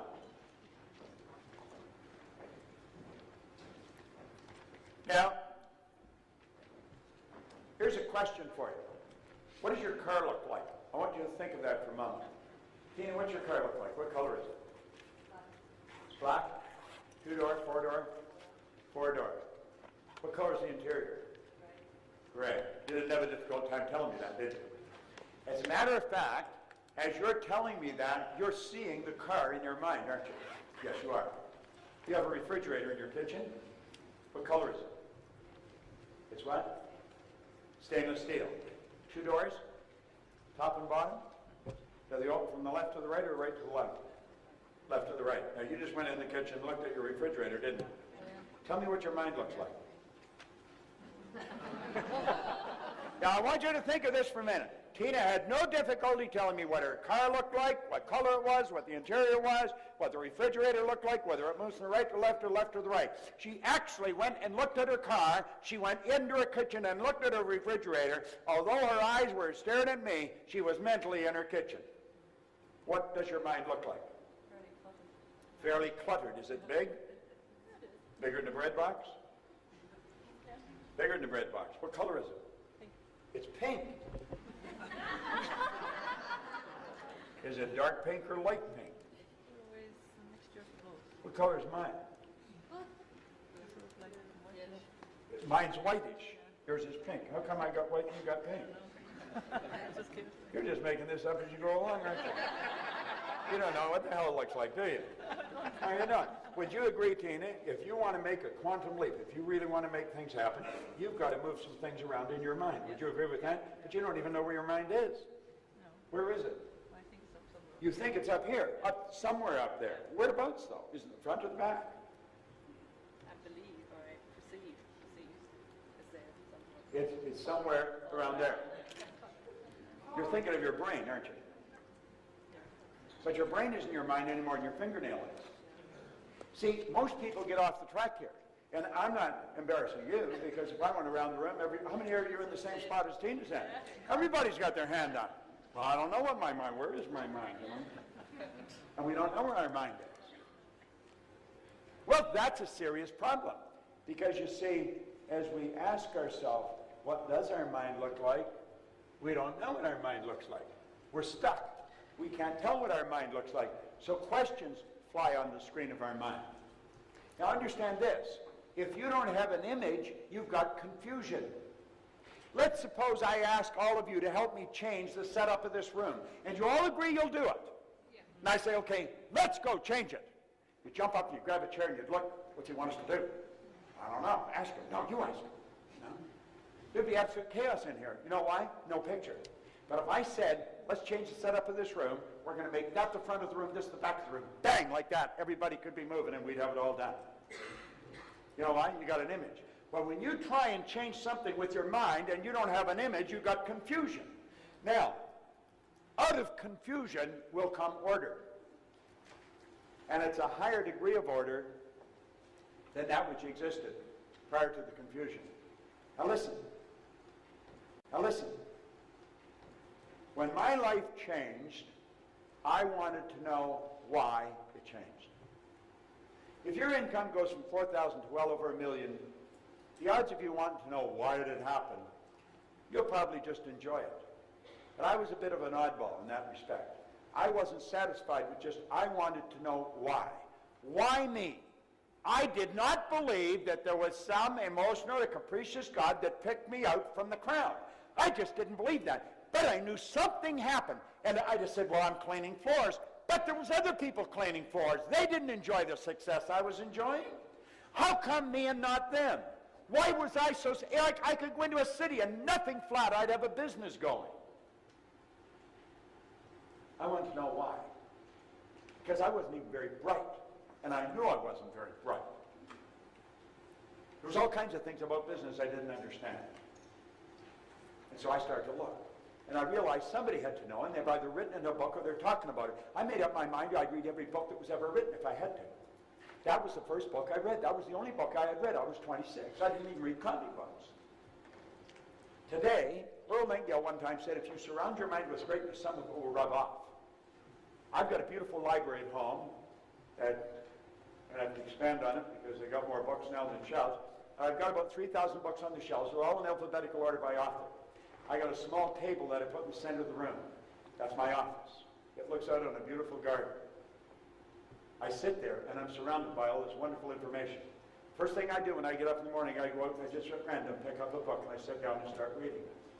I want to study it. I want to expand my mind. I want to know more.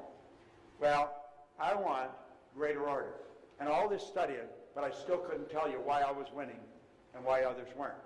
And for the same reason, corporations are at stymied trying to figure out how come one will and another won't. Why does one person buy Sean's program and never even do anything with it? Another person becomes a multimillionaire. Now there's very few that become the multimillionaire. There's a lot of people by it. They don't know what I'm going to show them. You do know it. I'm going to show you, and I'm going to show you how you can change it. Yeah, there isn't one person in this room that couldn't become a not a million, million's not even much anymore, a multimillionaire, if you will do what I tell you. Now listen, I came here. I didn't have to come here. I wasn't looking for things to do. I had to get up at 5:30 in the morning and drive for 3.5 hours to San Francisco to fly here. And I've got to be in Toronto on Monday. I'm not just looking for things to do. And somebody asked me what makes me text. I want you to understand what I understand. Because I know that you're capable of enjoying a hell of a lot more life than you're enjoying. And the more money you have, the more freedom you can have. Money's only used for two things. It's not going to make you a better person. It's going to make you more of what you already are. If you're a miserable SOB, you're going to become worse. That's true. If you're a nice guy, you're going to become a nicer guy. Money is a magnifier. It's used for two things. One, it's used to make you comfortable. The more comfortable you are, the more creative you can become. The other purpose is to extend the good you do far beyond your own presence. I am doing good all over the world, and I'm not even there. I had a beautiful letter somebody gave me from Nairobi or somewhere. Who gave me that? Is there somebody here that gave me that, or from somewhere in Africa? What? At any rate, I'm helping people there. I haven't even been there. People in Australia, in Singapore, KL, Taiwan, India, Israel, Europe. How? Because I had the money to put the programs there. Now what that does helps me earn more money so I can do it in a bigger way. You don't take the money with you, but what you are is yours forever. Now think about it. Look at here. Dr. Truman Fleet was very involved in the healing arts way back in 1934. He said the mind is an activity. It's not a thing. However, we've got to have an image if we're going to have order in the mind. He was very involved in the healing arts, and he realized when you're treating the physical, you're merely treating symptoms. You're not treating the person. You're not treating the cause of the problem. So I said, you've got to get into the cause of the problem. You've got to treat the whole person. You've got to treat the body, mind, and soul. You've got to get the whole person. Yet he said, to do this, we have to have an image. So he said, since nobody's seen the mind, I'll make an image of the mind, and this is what he made. Now, a lot of people will look at that, and they'll sort of smile. I'm going to tell you, that is an absolute genius. I've been studying for 9 years trying to figure out why I changed. I had a guy sit down, and he drew that on a piece of paper. My whole world changed in a few minutes. He said, let that represent the mind and the body. Now, we know about the conscious mind, the subconscious, and the body. We read about it, but we really don't understand it because we have no image to work with. If you will let your head represent your mind, everything from the neck down represent the body.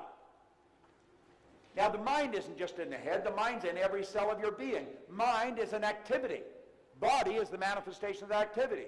Now, the conscious mind is the part that you think with. That's the thinking mind. That is what we call the educated mind. That's where the intellect is resident. But that doesn't do any of the work. That's the part school focuses on. They want you to gather all kinds of information. The subconscious mind is the emotional mind. That's the part that motors the body. If you don't get it into the emotional mind, you're never going to do it. And that's where the paradigm is, and it stops it. Let's look at it another way. This part of you can choose. It can accept or reject. It can originate information. This is a phenomenal mental tool we've got. I'll give you all these PowerPoints and you can edit them into the show. And if one of you guys give me a stick at the end of your jump stick, I'll give them all to you. All right? So there you choose, accept or reject, originate. The subconscious mind operates quite different. It has no ability to accept, or it must accept. It has no ability to reject, and it cannot differentiate between what's real and what's imagined. Peter O'Toole thought he was Lawrence. He got the idea in there so strong, he mentally became Lawrence. He was not acting. He was living the part. Watch the great actors. They're not acting. They're living the part. That's what you want to do. You want to build a picture of how you want to live and then live it. And absolutely refuse to let anybody else's opinion sidetrack you. Life is short. It can be phenomenal, and you really want to live it. This is what this program teaches. Okay. I'm going to give you the information you need to reach that goal. You've got to say, I'm going to do this. Come hell or high water. I know I don't have I don't know how to do it. Hillary didn't know how to get to the top of the mountain. I had the fortune of working with him on 3 different occasions. The only difference in him and you and me, he was a big guy. How did he get to the top of the mountain? He decided he didn't know how to get there. He went in 51, he failed. Everybody thought he was crazy. He's a beekeeper from Auckland, New Zealand. They said, you can't go up that mountain. Anybody who's ever seriously tried has died. Nobody's been up there. You're so thin you can't breathe. He said, I'm going back. Well, then they got angry with him. And in 52, he went back. He didn't get to the top of the mountain. He failed miserably. But in 1953, he knew if he could see himself on the top of the mountain, he could get to the top of the mountain. He had Tenzing Norgay stood on the top of Mount Everest. There's been over 1,000 people do it since then. But he broke through. Look, when you say, I'm going to do it, and you make the decision, you don't have to know how, you will start to attract the thoughts and things that you need to do it. That's how you attract it. You make the decision, you move into the new vibration, you flip your brain onto a different frequency. This making sense? Yeah. Makes a lot of sense, doesn't it? You're not going to solve your problems on the frequency that you're thinking on. You've got to make some decisions. And they may seem radical to you, but you've got to make it. Look at this. This is your conscious mind. It's also referred to as the intellectual mind. There's the subconscious, that's where the paradigm is. Well, understand this. The law of attraction responds to the paradigm. That's why people wonder why they're not winning. God, they're studying and they're not winning. They've never changed the paradigm. They don't understand how to change the paradigm. They read the book. They said, I read that book. How many times did you read that book? I've been reading this copy since 1963, and I had one for a couple of years before that I was reading. I carry this, and I can't keep these in stock. I'd give you this, only it's Andrew Gallagher's book that I gave Trevor a little note in it for. But I just keep reading it over and over again. Now look, here's the mind. Here's the body. We'll break it into two parts, conscious, subconscious. Here's your sensory factors. This is the way we're raised. These are like little antennae, and almost all the information we get from outside world. We're not taught the inside world. You sort of fascinated the way I was reading your personality? Yeah. You were, weren't you? I could tell. Both of you were. Yeah. Would you like to be able to do that? Yeah. Well, you can do it. If I can do it, you can do it. See, we've got to get to the point when we see somebody else do something, we've got to know we can do it if we want to. I see many people doing things that fascinate me, but I don't want to do them. You know, like I watch Cirque du Soleil. I don't want to be one of those people that dive under the rafters into a little hole of water. But that's how we live. We live through these senses. Well, we've got to understand that our conscious mind is also our intellectual mind. And we've been gifted with intellectual factors. And the intellectual factors have the power to get rid of the paradigm or to change the paradigm. I don't think you get rid of it. You change it. You raise the bar. You've got these intellectual factors. They're perception, the will, imagination, memory, intuition, and reason. And they're powerful tools. What I was doing, explaining your personality, I was just exercising my intuitive factor. I just walk by and pick up your energy. I mean, it's a simple thing to do. It's like I know you're a man, you're a woman. And anybody can learn how to do this. I haven't got time to do it for everybody in this room because that's the first thing they want me to do. Read me and read me. Well, you already know what you're like. You don't need me to tell you what you're like. I just do know what you're like. All right? Well, if we will use our intellectual factors, we can say to the paradigm goodbye, and we can get rid of it, and we can make a new one. Now, let me ask you, how many would seriously, I want you to get honest with me and with yourself. How many of you would seriously like to have a deep understanding of how to control this paradigm? Everyone would.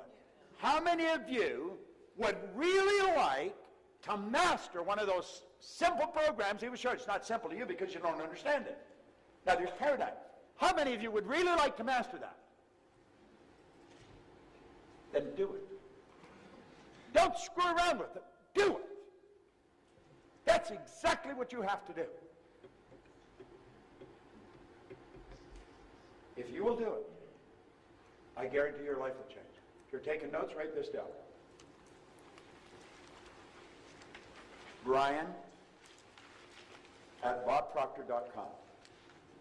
BRIAN at bobproctor.com. And just send an email. Say, please include me in insights. And I will send you, where you got it. Can't you just imagine my mother saying, okay, Bob, I'm going to tell you this once. You better not screw up. Remember, your name's Bob. You They'd say, hi, I'm Harry. Who are you? I don't know. Mother never told me. No. How many times did you hear no? How many times did you run to your parents and say, I want this now? How are you going to do that? To think it was even the remotest opportunity to say, well, I'm going to build an image and I'm going to internalize it and I am going to set up an attractive force because I'm going to alter the vibration that I'm in. They said, how are you going to do it? You didn't know how you were going to do it.